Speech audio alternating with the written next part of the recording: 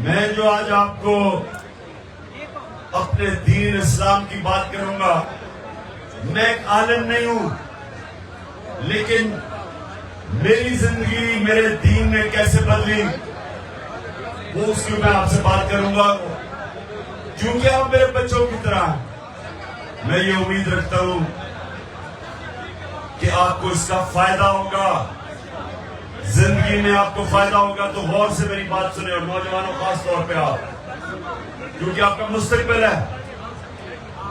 جب تک آپ یہ چیزیں نہیں سمجھیں گے، آپ کی پرواز اوپر نہیں ہوگی۔ ہمارا جو دین ہے اسلام، ہمارے جو نبی صلی اللہ علیہ وسلم،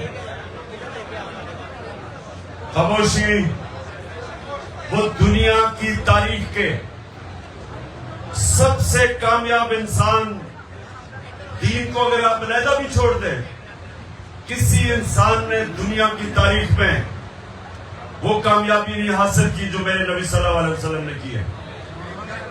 اور قرآن میں اللہ کہتا ہے کہ ان کی زندگی سے سیکھو، جس کو سنت کہتے ہیں، شریعہ کہتے ہیں، ان کے راستے سے سیکھو۔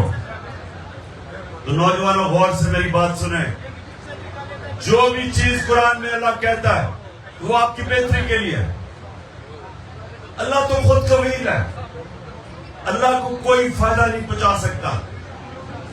جب ہم قرآن پہ عمل کرتے ہیں، اپنی بہتری کرتے ہیں۔ سنیں ذرا غور سے آپ، میں نے ماں باپ نے مجھے کہا کہ نماز پڑھو، تو ہم بچپن سے نماز پڑھتے تھے، صبح کی نماز، لیکن مجھے نماز کا اثر نہیں ہوتا تھا، کیونکہ مجھے سمجھ نہیں تھی میں کیا پڑھ رہا ہوں۔ جو نماز ہے وہ بنیاد ہے آپ کے دین کی۔ نماز کا جب تک آپ کو سمجھنا ہے کہ آپ پڑھ کیا رہے ہیں، آپ کو فائدہ ہی نہیں ہو سکتا اس کا۔ آپ کا جو دین ہے وہ ایک انسان کو اشرف المخلوقات بنانے کے لیے، اللہ کی سب سے عظیم مخلوق، پہلے انسان کا مقام سمجھ جائیں۔ اللہ نے جب فرشتوں کو کہا کہ انسان کے سامنے جھکو، اور ابلیس نے کہا کہ میں نہیں جھکتا، یہ مٹی کا، میں آگ کا ہوں، تو اللہ نے کیا کہا تھا؟ اللہ نے کہا تھا کہ تمہیں بھی نہیں پتا، فرشتوں کو کہتا اللہ کہ میں نے انسان کو کتنی صلاحیت دی ہے، اور ہم انسانوں کو بھی نہیں پتا کہ اللہ نے کتنی صلاحیت دی ہے۔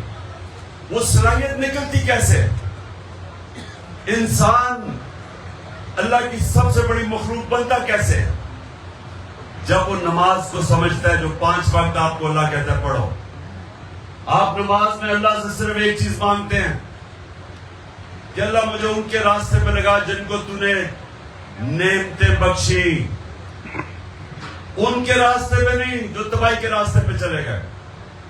یہ سمجھ لیں آپ نے، صرف ایک چیز آپ اللہ سے مانگتے ہیں، باقی آپ اللہ کا شکر کرتے ہیں، اس کی آپ صرف بیان کرتے ہیں کہ وہ سب سے رحمان اور رحیم، معاف کرنے والا خدا ہے، اور وہ مالک یوم الدین انصاف کرنے والا ہے۔ لیکن مانتے آپ ایک چیز ہے کہ اللہ مجھے ان کے راستے پہ لگا جن کو تو نے نعمتیں بخشی۔ اور وہ سب سے زیادہ، وہ کون سا انسان تھا جس کو اللہ نے سب سے زیادہ نعمتیں بخشی؟ کون تھا وہ؟ محمد مصطفیٰ صلی اللہ علیہ وسلم، جن کو واحد انسان قرآن میں اللہ اپنا حبیب کہتا ہے، جس سے اللہ پیار کرتا تھا۔ جس سے اللہ پیار کرے اس کو کیا چیز کی ضرورت ہے؟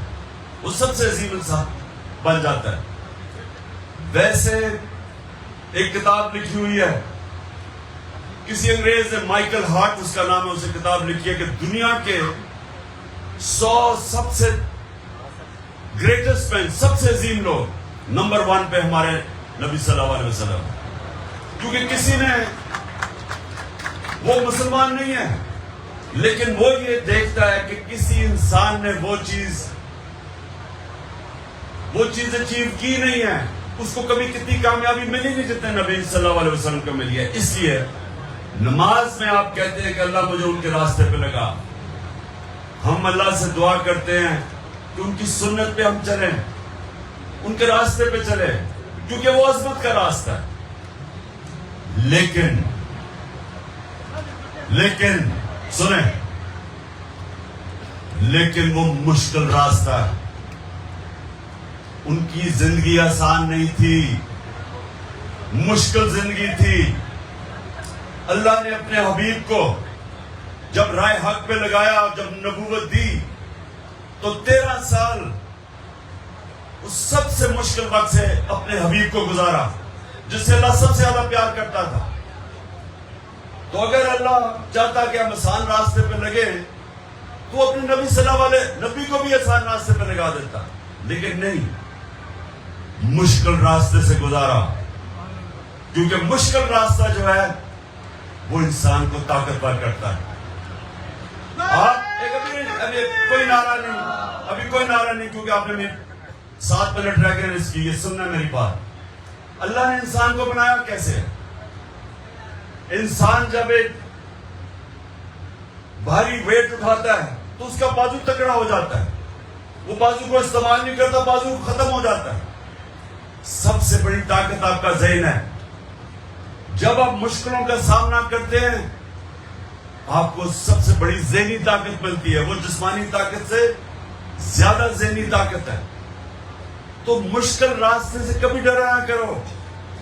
میں اگر اچھا کھلاڑی بنا تھا تو میں سب سے زیادہ محنت کرتا تھا، میں پریکٹس کرتا تھا، ورزش کرتا تھا، ٹریننگ کرتا تھا، سب سے زیادہ کرتا تھا، اس لیے کامیابی ملی۔ میرے سے زیادہ ٹیلنٹڈ کھلاڑی تھے، لیکن میں ان سے آگے اس لیے نکل گیا کہ ٹیلنٹ نہیں، میں محنت ان سے زیادہ کرتا تھا، مشکلوں کا سامنا کرتا تھا، بڑا بڑا چیلنج لیتا تھا۔ کمزور ٹیمیں آتی تھیں، 1-2 دفعہ پاکستان میں انہوں نے کمزور ٹیمیں، میں جب کیپٹن تھا میں نے کہا میں نہیں کھیلتا، کسی اور کو کیپٹن بنا دو، کیونکہ اچھی میں سے بات نہیں۔ کبھی بھی آسان راستہ لے کے کوئی عظیم آدمی نہیں بنا، مشکل راستہ آپ کو بڑا انسان بناتا ہے، جو میرے نبی کا راستہ تھا۔ پہلے 13 سال مشکل، جب ان کو وہ جان لینے آئے تو وہ ہجرت کر کے مدینہ گئے۔ مدینہ میں 4 سال ان کے سب سے مشکل گزرے، امت خطرے میں تھی۔ جنگ بدر میں صرف 313، یہ ہمیشہ یاد رکھنا کہ 625 تھی جنگ بدر، 625 جنگ بدر، 313۔ اس کے بعد جنگ احد ہوئی، مشکل سے امت بچی۔ اس کے بعد جنگ خندق ہوئی، بار بار امت بچی، بہت بڑی فوج ان کے خلاف آ گئی، اور جو خندق کی جنگ میں جس طرح مشکل گزاری، کھانے پینے کے لیے تھا، میرے نبی نے 2 پتھر پیٹ پہ باندھے، کھانے کے لیے نہیں تھا، مشکل سے وہ بچے۔ اور پھر اس کے بعد سارا عرب ان کے نیچے آ گیا۔ اور جو سب سے بڑی بات آپ کے لیے کہ جب وہ آخری خطبہ اپنا دیتے ہیں، غور سے سنیں، آخری خطبہ دیتے ہیں، یہ سب کے لیے بڑا ضروری ہے سمجھنا۔ تو جب وہ آخری اپنا جملہ کہتے ہیں کہ 1 لاکھ کا مجمع تھا کہ مجھے یہ بتاؤ، اللہ کے سامنے گواہی دو کہ میں نے دیانتداری سے اللہ کا پیغام پہنچایا آپ کی طرف۔ تو جب وہ پوچھتے ہیں تو آواز پہلے جو صف میں کھڑے ہوتے ہیں لوگ وہ بولتے ہیں، پھر وہ 10 پیچھے، پھر 10 پیچھے، تو ایسے آہستہ آہستہ آواز جاتی ہے، تب اسپیکر سسٹم تو نہیں تھے، تو آہستہ آہستہ جب آواز پیچھے جاتی ہے تو ایک ساری آواز اٹھتی ہے کہ ہاں نبی، آپ نے دیانتداری سے ہمیں اللہ کا پیغام دیا۔ اور پھر وہی لاکھ لوگ رونے کی آواز آنی شروع ہو جاتی ہے۔ کیوں لوگ رونا شروع ہو جاتے ہیں؟ کیونکہ ان کو ایک دم وہ سمجھتے ہیں کہ یہ جب اپنا وہ ایک پیغام دینے آئے تھے، وہ ذات کے لیے نہیں آئے تھے. جب سارا عرب بھی ان کے نیچے ہو, ان کی سب سے بڑی پاور سارے عرب میں نبی صلی اللہ علیہ وسلم تھے, لیکن محل نہیں بنائے, اسی مسجد نبی میں رہے, رہن سہن نہیں بدلا, کیونکہ وہ اللہ کا پیغام دینے آئے تھے. وہ اپنی ذات کے لیے نہیں آئے تھے. ان کی مشن بہت بڑی تھی, انسانیت کے لیے تھی. اور وہ جو آپ نے سمجھنا ہے کہ دیکھیں, ایک تو ان کا راستہ وہ ہے جو اس راستے پہ چلے گا آپ کی عظمت کا راستہ, مشکل راستہ ہے, لیکن آپ کو وہ باقی انسانوں سے اوپر لے جائے گا. ان کا جو کردار تھا وہ دو چیزوں کے اوپر بیس تھا, صادق اور امین. اب سب کو میں کہتا ہوں, اگر آپ نے زندگی میں اپنی عزت کروانی ہے اور غیرت سے زندگی گزارنی ہے, غیرت کی زندگی کے لیے دو صفتیں آپ کو چاہیے, صادق اور امین, سچا اور انصاف کرنے والا. آپ اپنے گاؤں میں چلے جائیں, گاؤں میں آپ کے لوگ اس کی عزت کریں گے جو سچا ہوگا اور جو امانتدار ہوگا. آپ کے گاؤں میں لوگ اپنے مسئلے کے حل کروانے جائیں گے اس کے پاس. لوگ آپس میں لڑائی ہوں گی, وہ کہیں گے اس فلانے آدمی کے پاس چلو, وہ سچا آدمی اور وہ ایماندار ہے, عزت ہوگی اس کی. پیسے سے عزت نہیں آتی. اگر پیسے سے عزت آتی تو ابھی وہ بگوڑا بھی اور دوسرا زرداری بھی عزتدار ہوتے. پیسے سے عزت نہیں آتی. عزت آتی ہے آپ کے کردار سے, اور کردار میں دو صفتیں, سچا, امانتدار, اور تیسری چیز لا الہ الا اللہ انسان کو غیرت دیتا ہے. جب آپ دعویٰ کرتے ہیں کہ اللہ تیرے سوا کسی کے سامنے نہیں جھکتا, وہ انسان کی عزت ہوتی ہے, غیرت ہوتی ہے. دین آپ کو غیرت دیتا ہے, اور آپ کی غیرت آپ کو جھوٹ بولنے سے بچاتی ہے, کیونکہ اگر میرا جھوٹ پکڑا جائے میں ذلیل ہوں گا. میری غیرت مجھے رشوت نہیں لینے دیتی. میری غیرت مجھے غلط کام کرنے سے روکتی ہے, کیونکہ میں ذلیل نہیں ہونا چاہتا. اور غیرت کا کوئی رشتہ پیسے سے نہیں ہوتا. غیرت کا رشتہ آپ کی, جب انسان اپنی عزت کرتا ہے دنیا اس کی عزت کرتی ہے. جو انسان اپنی عزت نہیں کرتا دنیا اس کی عزت نہیں کرتی.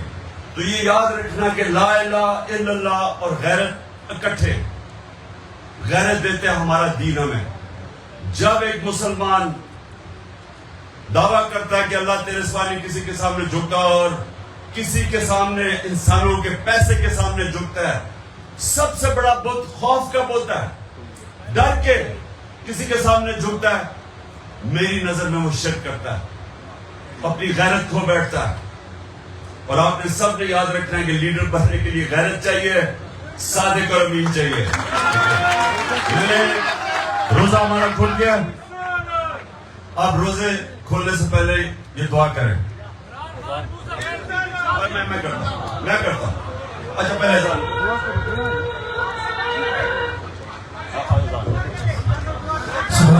بسم اللہ الرحمن الرحیم. سارے دعا کرو کہ پہلی دعا تو یہ ہے کہ اللہ ہمیں غیرت مند مسلمان بنا. دوسری, میں اپنے اب میں یہ ٹائیگرز کے لیے دعا کروا رہا ہوں جو میرے نوجوان ہیں, آپ کیونکہ آپ سب نے لیڈر بننا ہے. دوسری چیز کہ اللہ پاکستان کو مدینہ کے ریاست کے اصولوں پہ ایک عظیم قوم بنا.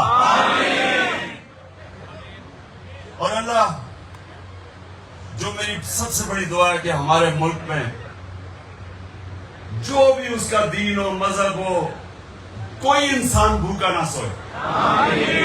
آمین. اور اللہ ہمارے ملک کو وہ بنا جو باہر کے لوگ پاکستان میں نوکریاں ڈھونڈ رہے ہیں, بجائے ہمارے لوگوں کو باہر جانا پڑے. کیونکہ میں یہ بتاؤں کہ گھروں میں بیچاری بیویاں, ماں باپ, بچے اپنے باپ کو نہیں دیکھ سکتے, بیویاں اپنے خاوند سالوں کے لیے باہر کمائی کرنے کے لیے جاتے ہیں. یہ بڑا ظلم ہے, کیونکہ ہم اپنے ملک میں ان کو نوکریاں نہیں دے سکتے. ہم اللہ سے دعا کرتے ہیں کہ ہم اپنے ملک کو وہ بنائیں گے کہ ہمارے پاکستانیوں کو باہر بھی نہ جانا پڑے, لیکن باہر سے لوگ آئے ہمارے ملک کے اندر نوکریاں ڈھونڈنے کے لیے. آمین. اور آخر میں اللہ ہمارے ملک کو حقیقی طور پہ آزاد کر. آمین آمین.